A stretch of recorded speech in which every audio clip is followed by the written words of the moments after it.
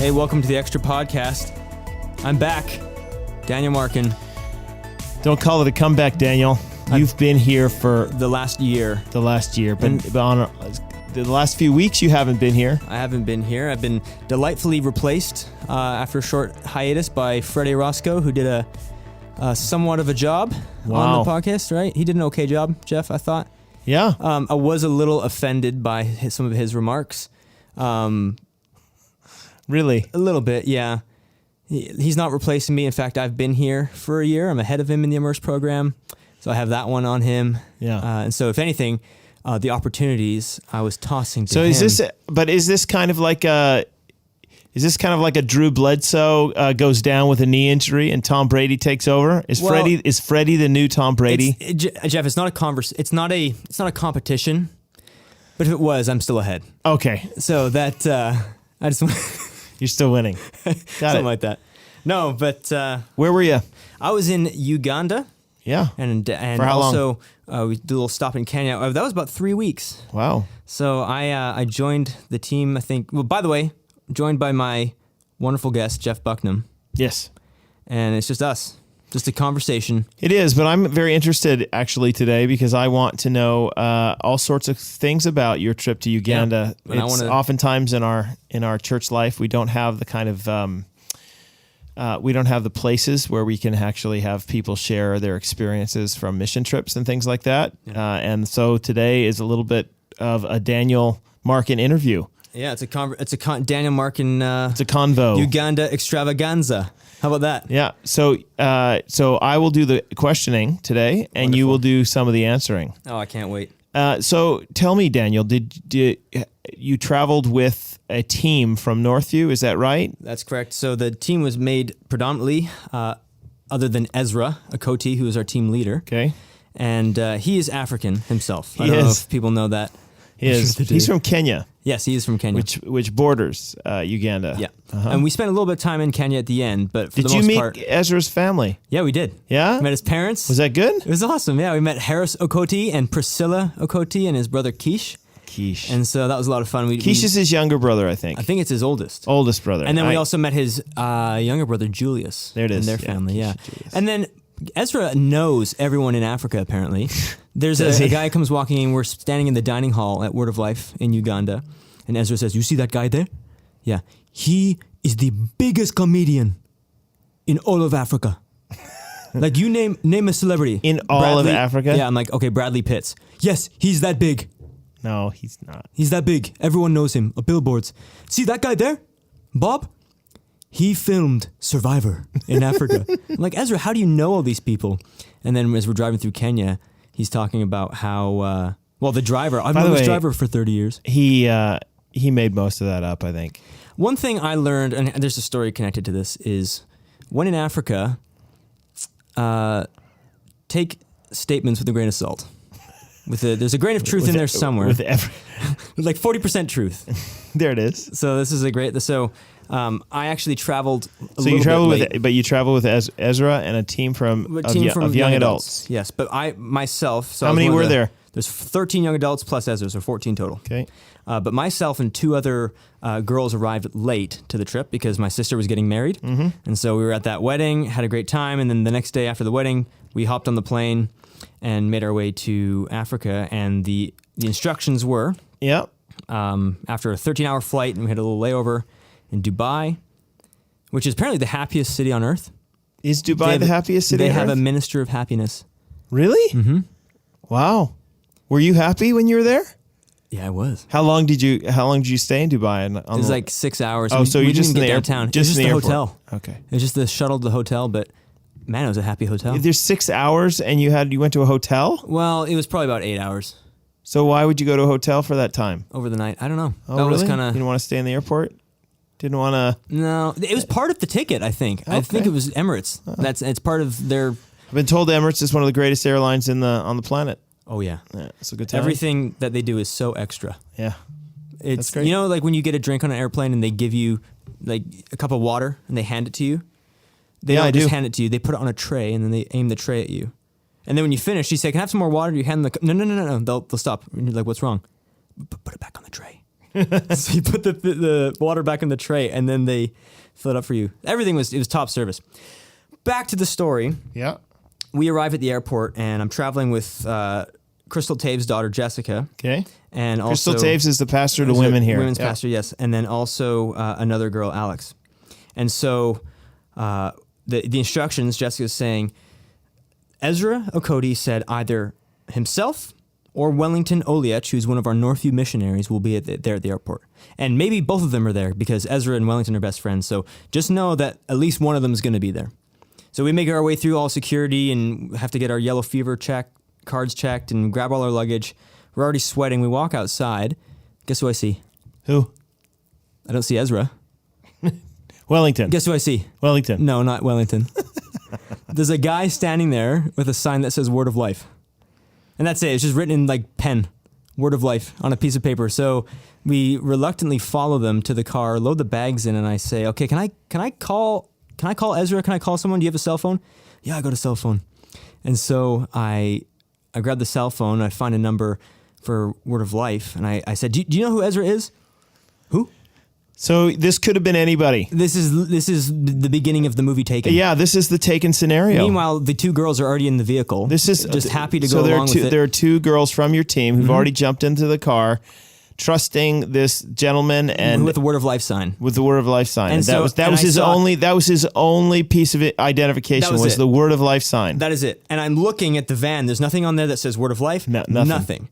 So I'm trying to call Ezra. Who's Ezra? Were there armed people inside the van? Was there any? No, but there was guys walking around with like weapons outside. Okay, so this and there's is a good. UN base right next door. So, Okay, so I'm in a new country, never experienced this before. And what am I supposed to tell Crystal Taves?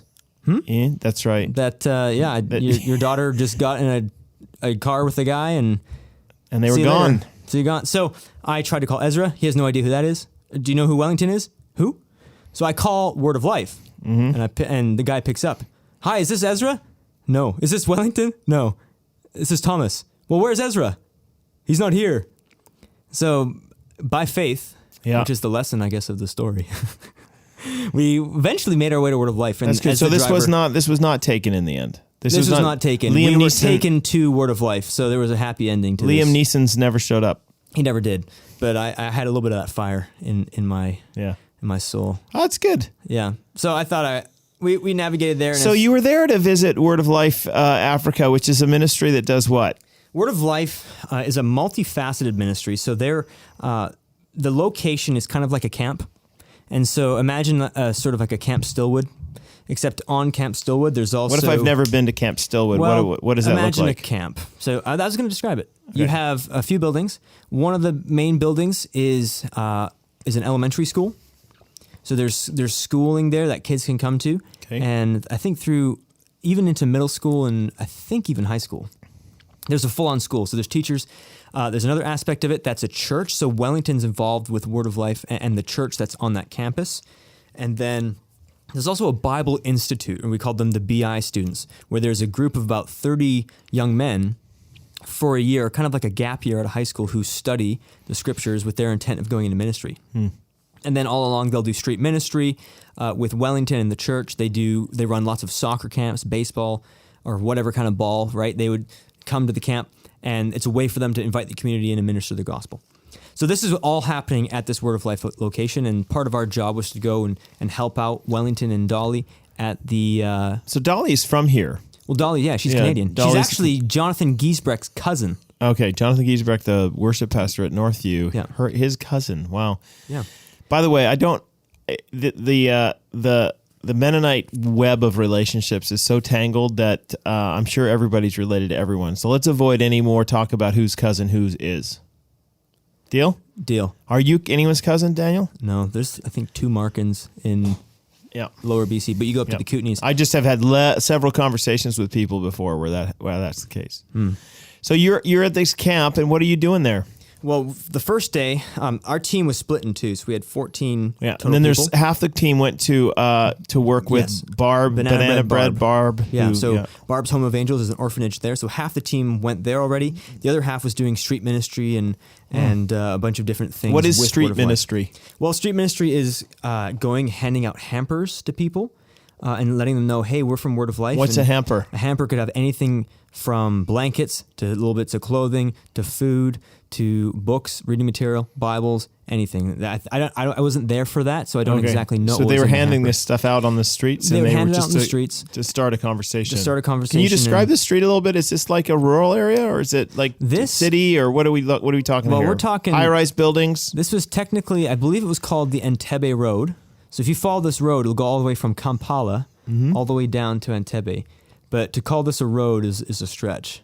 It's actually amazing. It's basically just dirt that's been paved out that is so uneven that It's people paved, have though. to. No, it's not paved. Oh, it's just dirt. It's just dirt road. It's dirt road, but it's hilly and you're doing 4x4 and Okay. bumping up around, like climbing over things. And when it rains, it just gets even worse and all the stuff washes away. So there's erosion on the streets. Wow. So it's actually quite an obstacle to get to this place. But it's the main road. It's the main road. And some Okay. people will drive this all the way to Entebbe. Wow. So it was very different being on these roads. It takes a long time to get anywhere in Africa. So not high-rise buildings on each side of the road, though. We're talking about a place with people selling things on the side of the road all the way Yep. down, which is oftentimes secondhand shirts and snacks and knickknacks and that sort of stuff. Chicken on a stick. They'll knock on the window with chicken on a stick. And Ezra, don't eat the chicken. Don't eat the chicken because Why can't you eat the chicken? our Canadian stomachs won't handle it. Okay. I think that's the idea. We will be, as Ezra says, you will be in a nasty. So we did that, and we didn't eat the chicken on stick. But that's the streets.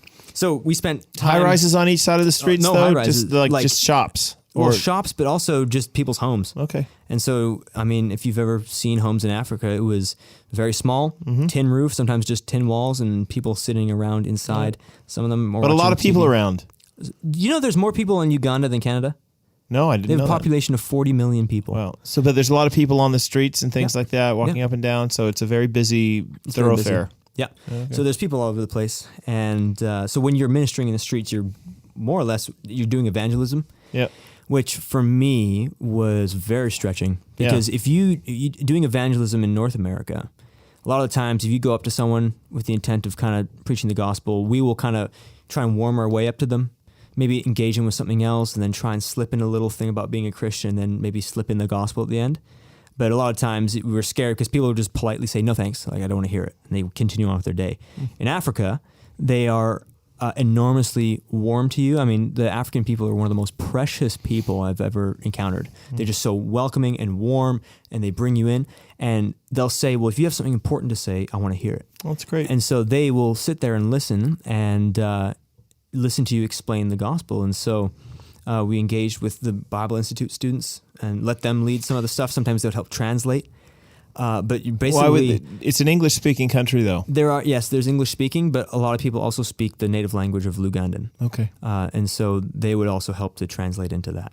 So some people can understand English, So others don't. street evangelism, a bit of this sort of stuff. What other things did you do at the with Word of Life? Yeah. Other things that we did, we visited a few other locations. We visited a Compassion Project. which and What'd then you think of ran- the Compassion Project? I was enormously impressed. Yeah. And it was great to see because we often bring Compassion in to speak at Northview on a Global Missions Weekend. Yeah, for correct? those of you who don't know, Compassion International is a ministry that we've partnered with for several years. They do, as you've probably seen on TV, other places, they do child sponsorship programs, and that's like their bread and butter. They do some other things too, but what's really cool about Compassion is all of their work happens through local churches.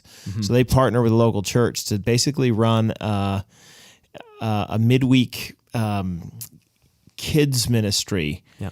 And it has different aspects to it. There'll be some food that the kids get. There'll be some education regarding how to give them a skill. For example, a lot of the kids are very poor, and so they'll give them a skill like sewing or the boys making some sort of woodwork or something like that they can use to make a living at some point. They also get some further education and help with some of the schoolwork that they have, and then they do a Christian aspect piece. Yeah.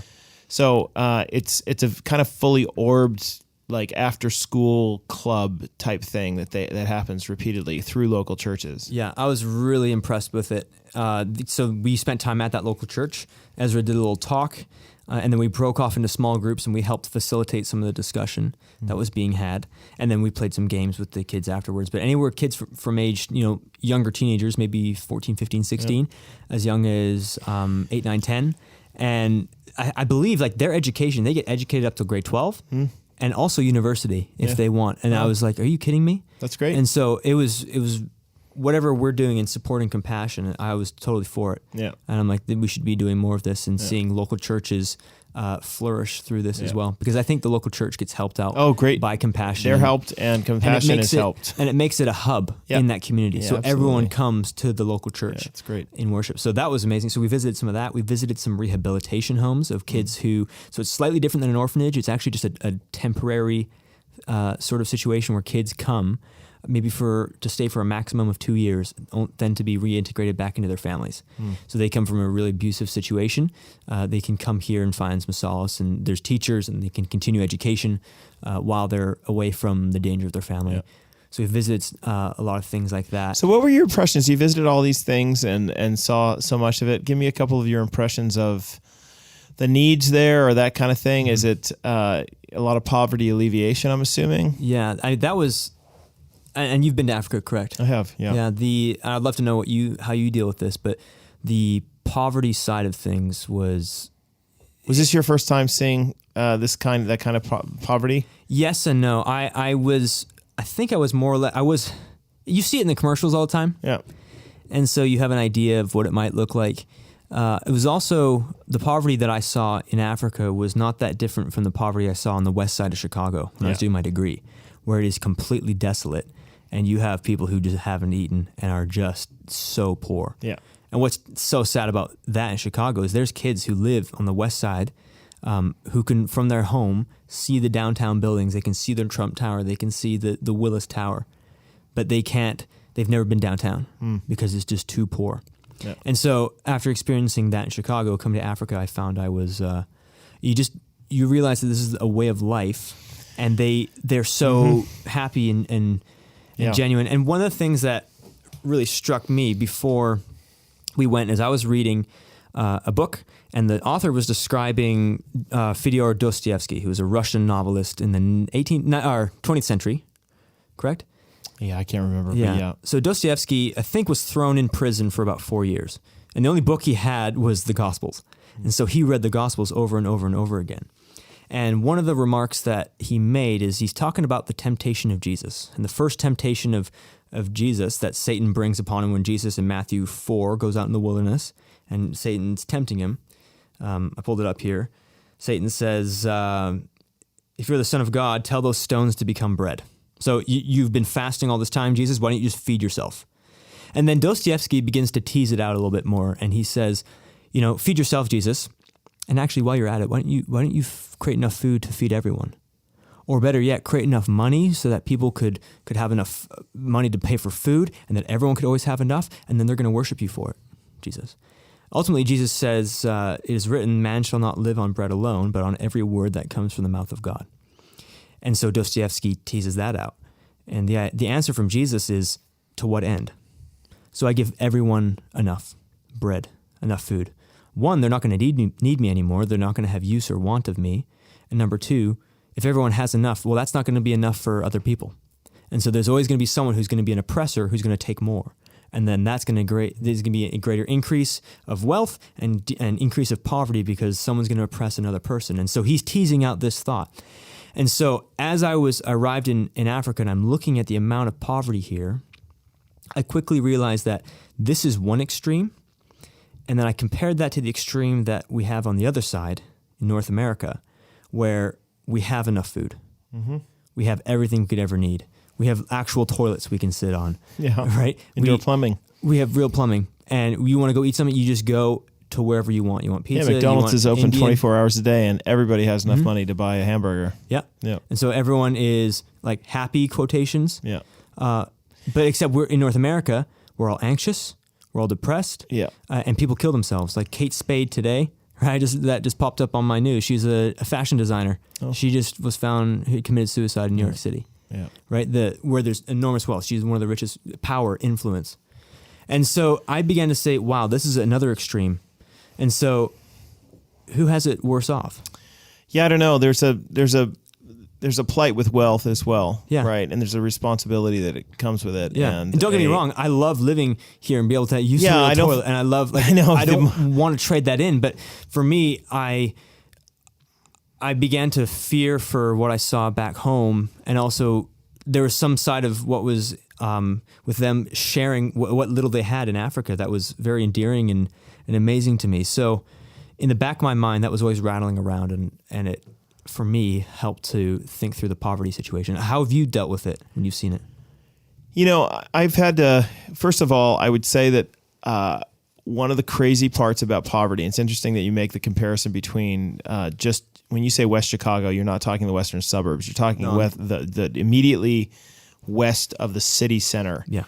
And how poverty there looks very similar to poverty in Uganda. And I would add, and which looks similar to poverty in Bangkok, which looks similar to poverty in Guatemala City, which looks similar to poverty in Mexico City, which looks similar to poverty in Fiji. Like, I've been to all of those locations, and I would say that that poverty it's remarkable how similar all of these situations are. Mm-hmm. You know, there are people in Bangkok who live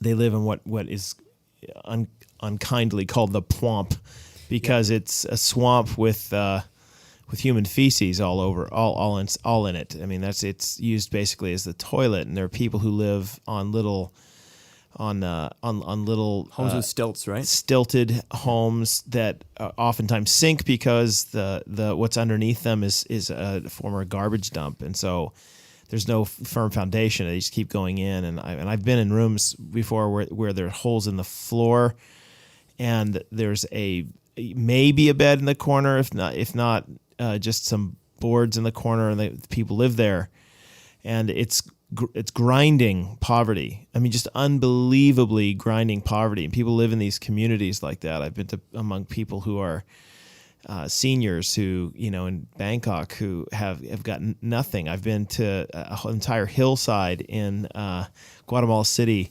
seeing just that kind of poverty, or people who live on the city dump there, and worked with ministries that do that sort of stuff. My point is that every place you go, it's basically the same. It's the same thing you just described. It's usually a little shanty hut with corrugated iron or a little aluminum siding of some variety, and they cook on open fires. If they do cook, they have very little to eat. And the food's not nutritious. No. So whatever they do eat is not nutritious. It's whatever they can get, ultimately. And the problems with prostitution and with and with abuse and oppression are rife. I mean, it really is a case where the only way out for some of them is to sell themselves. So they do to whatever ends. Yeah. So it really is an example of what happens to human beings when there's no guards around. You know what I mean? Mm-hmm.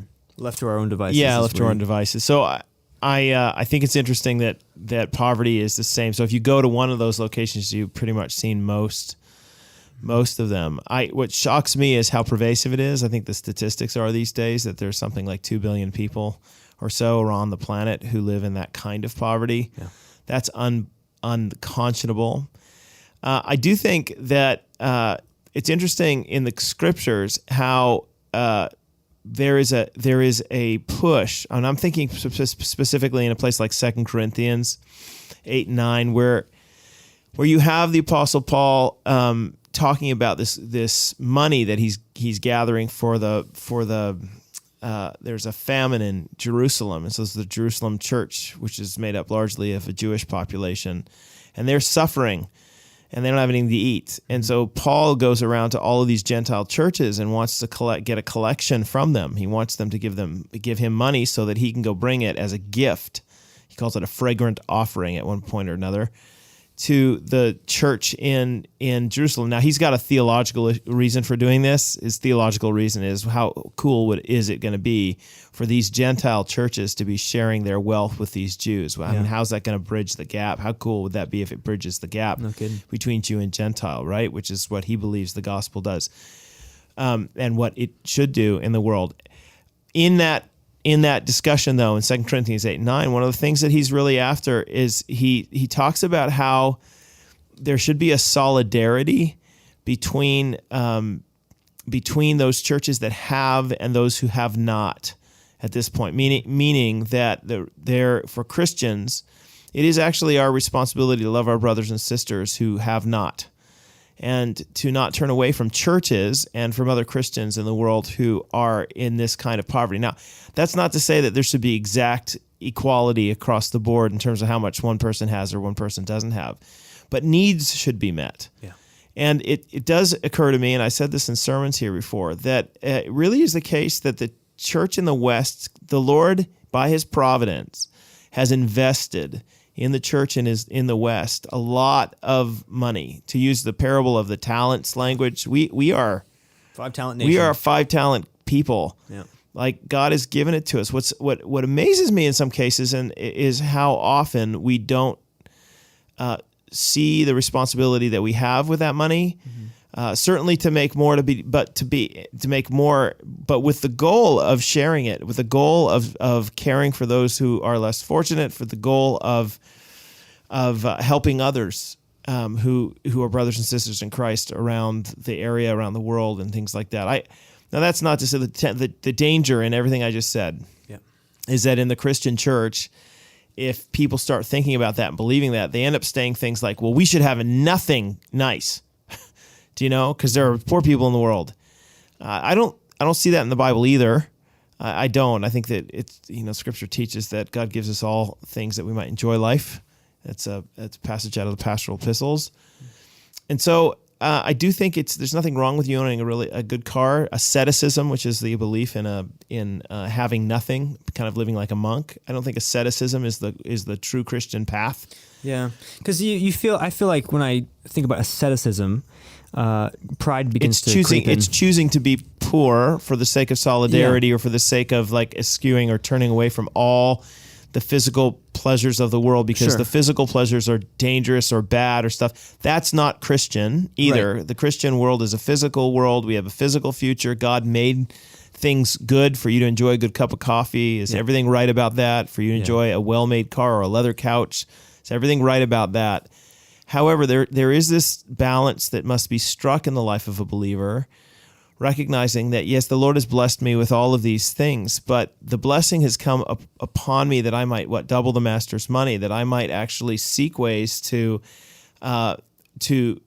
further the kingdom of God and see his kingdom come even in places where there is none. So, I mean, I'm thinking about Matthew 25, a passage, the sheep and the goats. That's focused particularly on Christians, and I'm putting that in air quotes, or people who've said that they believe but have turned their backs on those in need. Mm-hmm. And what the passage says, what you've done for the least of these, my brothers, meaning other Christians, right? You have done for me. And so it's a very complicated issue, and yet there are danger on both sides in a Christian view of money and wealth, and danger in the way that we handle issues related to poverty. Yeah. And there's a great book out, by the way, that I highly recommend, When Helping Hurts, which is dealing with some challenges about, so we look at poverty in places like Africa, and we say, okay, we're going to solve that problem. We're going to go and we have solidarity and stuff. And it raises some questions. Okay, that impulse is awesome, but let's think discerningly about what kinds of things we do to help that actually might hurt people, right? That make them dependent upon money that they themselves are not capable of, reproducing or something.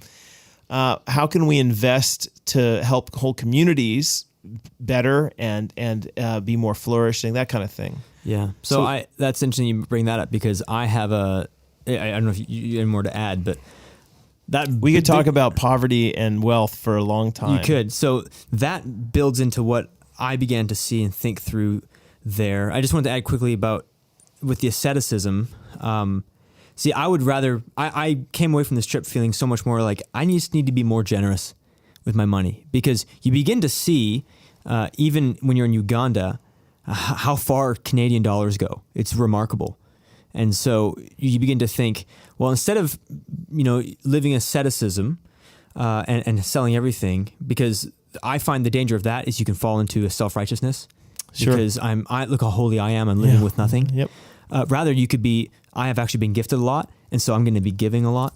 And so we began to see, when you're there, because your money goes so far, you're like, I'm blessing this person for like $6. It's nothing to me. And this person is getting some pretty great stuff. They're getting huge meals, and I'm able to buy them new clothing and shoes for next to nothing in my meeting little basic needs. But what that all builds to about what's going to help people flourish the most. So as I began to think, okay, the two polar opposites, you got massive poverty, massive wealth. Well, what's the middle? What's the middle ground? Or who's the middle ground? Right? And I think ultimately that just solidified for me that Jesus Christ is the way. He is that way. And then he'll go on later on and say, I am the bread of life. I'm living water. Right. So I'll add a couple of passages to that to affirm what you said. So what you get with the Apostle Paul when he asks for money from the Philippian church. Well, sorry, he didn't ask for money for the Philippian church, but he gets this financial gift. The whole book of Philippians is basically a thank you letter from a missionary who received financial help. But in the end of it, he says, look, I'm not writing to you to thank you because I needed the gift. I've learned to live with plenty, and I've learned to live with want. I can do all things through him who strengthens me, which is the point you're making. So I already have the bread of life, and so I have no money. If I have no money to buy enough bread, I can live in dependence upon God, trusting that Jesus is going to take care of me. Likewise, if things are going really great and I have lots and lots, my heart's not tied to the success or to the prosperity so much as it's tied to the Jesus who is providing it at this particular moment, right? So you get these wonderful phrases. I will say that there's a statement that's attributed to John Wesley. I don't know if it's really his statement, but it's great. Okay, like what's the Christian view on money? Make all you can, save all you can, give all you can. And I think it's actually a lovely statement. There's nothing wrong with making money. There's nothing wrong with saving money, and there's everything right with giving money. Yeah. Like those are all true in Scripture. But, like what you just said, you have the proverb that says, give me neither poverty nor wealth, but only my daily bread. And that's the point is that middle way, there's somewhere in the middle there that Christians we ought to be running away from the wealth because it draws our heart away from God. And we got to be running away from the poverty because, of course, it's grinding poverty. It's horrible. Yeah. So there should be a way in the middle that we should all be pursuing, and to have generosity mark our lives, because we have a generous God who gave his son to us, right? He who was rich became poor that we might become rich. So when I saw that, and if Jesus is truly the middle way, then how do we partner and engage in that middle way?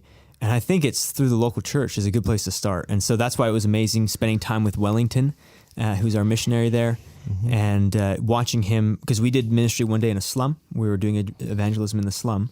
And as our team arrived at this little church that seriously was probably the size of the studio, maybe a little bit longer. For those of you who go to West Court, it might have been that long, but probably half the width. And it's a tin can. And so to try and make it look nicer, they put streamers and like little blankets on the side, to give it some color. And Wellington's in there. And he's training up these local pastors, because a lot of pastors in Africa, some of them just wake up that morning and they're like, I'm going to be a pastor. I'm going to start a church, either for prosperity purposes. What do you mean by that? For their own gain. I'm going to preach and make lots of money by telling people to give, and God's going to bless them. Is that something that happens a lot there? It happens a lot in Africa. Or you have the other side where people When you say it happens a lot, did you see a number of churches that were like that? We didn't go to any prosperity churches, but you talk to Ezra and he'll say there's a lot. And even Wellington, it's either prosperity or it's a lot of pastors who want to be faithful. They just don't have the tools and they don't have the training. And so they're really trying, but they're misinterpreting the Bible not willingly. And so Wellington goes and he's helping train them up. And here's how you maybe structure your church. And here's how you need to have your biblical foundations and convictions at the start. So then everything can build off of there. There's your foundation, the Word of God.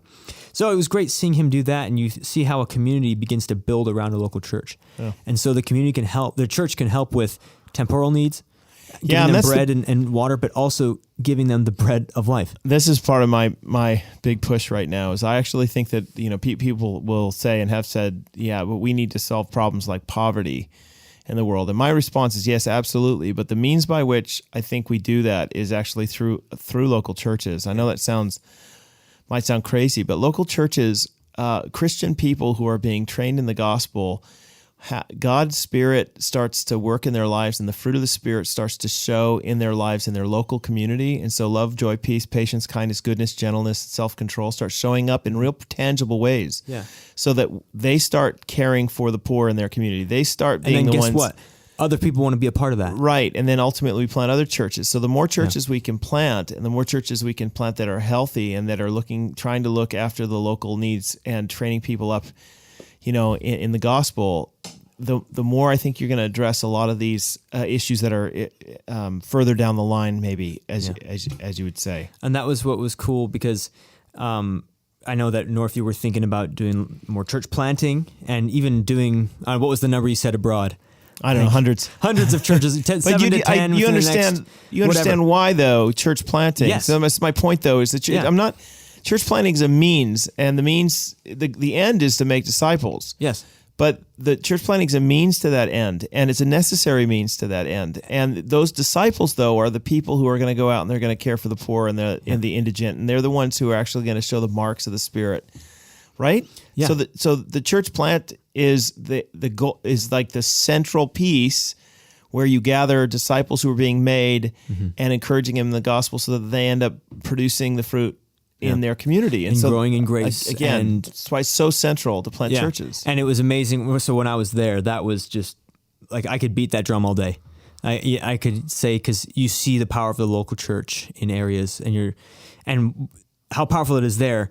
I think it still is powerful here, even in North America. And so the idea, what's exciting about if we're doing planting in whether it's Uganda or Malaysia or wherever we end up, especially with our opportunities in the West, our money goes so much further. Yep. I mean, they had those Bible Institute guys who they're getting an entire year of Bible training, faithful teaching from learning some good theology to go combat and contend with that prosperity doctrine. And it cost them against that prosperity. Yes, yeah. What did I say? Against. With it, which I was like, I understand what you mean. I just want to make it clear. Yeah. Versus. But they, that their entire year, room and board and tuition is $1,000. That's a pretty good gig. It's a pretty good gig. Yeah. And so you can imagine that, man, for $1,000, you could be training up a minister and supporting him to go. Right. And this is kind of our goal in the next as a church. One of the things we'll be doing in the next little while is really focusing our attention on several regions around the world where we can do a lot of pastoral training, right? Because that's one of the chief ways you renew churches, right? And plant churches is you need a church planter. Mm-hmm. So we want to train them, want to equip them, want to send them out. We want to partner with them as they plant their churches. We want to see those kinds of things come to fruition, but not just send them out and leave them alone. We want to create networks of churches where they can receive the kind of help that the networks in our world give. And honestly, I'm so excited about. I mean, seriously, if you think 10, 15, 20 years down the Lord, down the way, if the Lord grants us His grace, man, you could see a real cool gospel movement take place in places like Uganda and Southeast Asia and the Middle East and India and stuff like that. And then begin to think of all the other churches around the world doing the same thing and planting churches. Yeah. And it was cool because I was looking in the eyes of these young ministers who were going to go out and contend for the faith in Africa. And I was thinking, man, how cool would it be to be able to send 3 or 4 of them who are friends now to go start a new church plant. They know each other, they love each other, and they would always have each other in that network. And I was thinking, man, it's a real some powerful stuff going on there. So it's a good trip. It was a great trip. It was a valuable thing for you to do. It was. And let me tell you, one of the sweetest highlights was we were spending time at the orphanage at Jaja Barb's Home of Angels. That's Jaja is, I think, grandma. Yeah, okay. So that's what they call Barb. And so all the kids are running around, Jaja, Jaja. And Barb came to me and she said, Daniel, the kids want to get baptized. The older kids, they want to get baptized. And so we rented a little kiddie pool and filled it with some water. And I sat down with the older kids and conducted baptism interviews and walked them through the gospel and talked them through things. And we had the opportunity that evening with all the little kids watching and stuff so they could see. We baptized some of the older girls and some of the older guys. That's great. Who were mature in their faith and were articulating the gospel. And so that was really, really special and really neat to be a part of. And every person on our team got to baptize someone, which is cool. Fantastic. So that was a really sweet thing. And then, of course, at the end, once the baptisms were finished, we said, okay, kids, jump in. And then all the kids would just jump in this pool and wiggle around and the biggest smiles on their faces. That's great. So that was a real highlight. It was a real sweet thing that we got to do there and a lasting impact. So to finish all this story off, apparently you got back on the plane, headed home. Ezra gave you some instructions on how it is that you're supposed to stay awake on the flight. Yeah, there's a way to beat jet lag, Jeff. And it's this. Ezra said is it that, the Ezra? This is the Ezra Cote method. This is the Cote, the Ezzy method. Oh, by the way, Ezra has a nickname there. What's that? Wellington. His nickname's Wellington? No, Wellington told us this one. Ezra's nickname around Uganda and those parts is Ezzy Baby. And we were going around to Wellington like, how did he get the name Ezzy Baby? No. It's Ezzy Baby. And he said growing up, whenever you wanted Ezra to score a goal, you'd say, come on, Ezzy Baby. And then Ezra would kick it up a notch. Pretty good. Ezzy Baby's method of traveling is, okay, so we have a 10:45 flight, 5-hour flight to Dubai. Do not sleep on that flight. Then stay up all the way in Dubai airport. Then stay awake 3 hours into the next flight. And then take some sleeping pills or Gravol or whatever and fall asleep. And so I'm going to try it.